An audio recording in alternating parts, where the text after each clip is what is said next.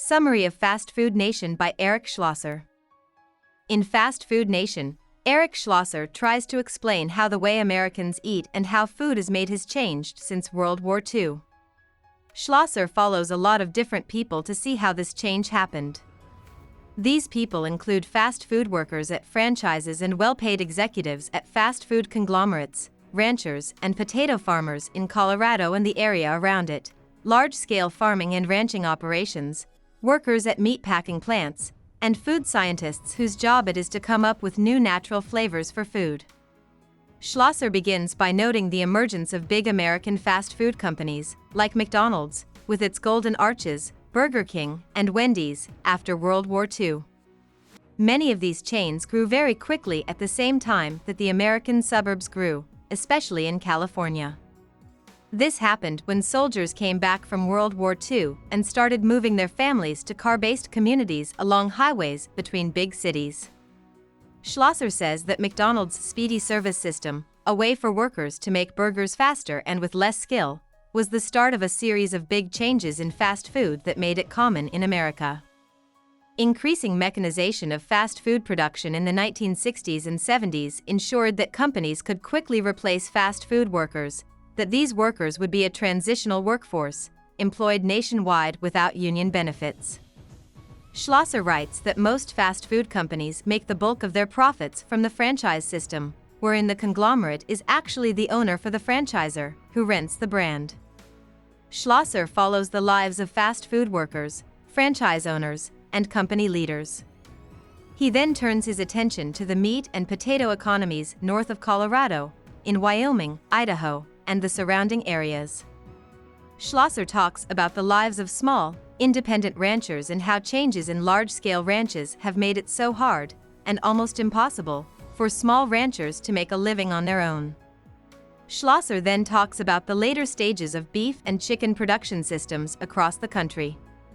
Like fast food production, these later stages depend more and more on unskilled labor that isn't protected by unions and machines that move at dangerously fast speeds. Indeed, for Schlosser, safety and hygiene become important problems for consumers. Large meat and poultry plants often let feces get into the food sources for animals. This has caused Salmonella, E. coli, and other viral and bacterial diseases to spread through the food chain. But Schlosser laments, too, the patterns of deregulation, often spearheaded by Republican groups in Congress, that have kept government agencies like OSHA and the USDA from adequately keeping track of the dangers to consumers and plant workers in the meatpacking and food service industries. The book ends with two important lessons from Schlosser. The first is that the fast food initiation of eating habits is not simply an American trait, but one that is becoming increasingly popular the world over, in Europe as well as Asia. The second is a call for change. Schlosser says that even though many of the things and processes he describes in the book seem hopeless and unchanging because they are controlled by corporations with lots of money, people don't have to buy fast food.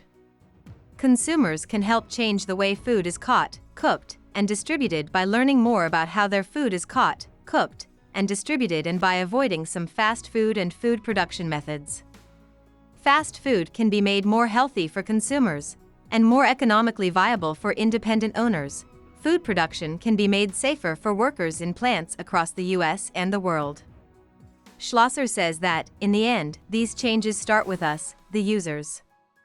About the author. Eric Schlosser was raised in Los Angeles by Herbert Schlosser, the former president of the National Broadcasting Corporation. Schlosser went to Princeton for his undergraduate degree and then to Oxford for his master's degree. After he finished school, Schlosser wrote for the Atlantic Monthly and did reports for them. His other books include Reefer Madness, which is about pot use and how it affects culture, and Command and Control, which is about what can go wrong when government workers handle nuclear bombs. All his books have been highly praised, and Fast Food Nation was named one of Time magazine's 100 best nonfiction books. Hope we summarized it fully and you liked it. Please hit the like button and subscribe to our channel so that we are motivated to create more videos.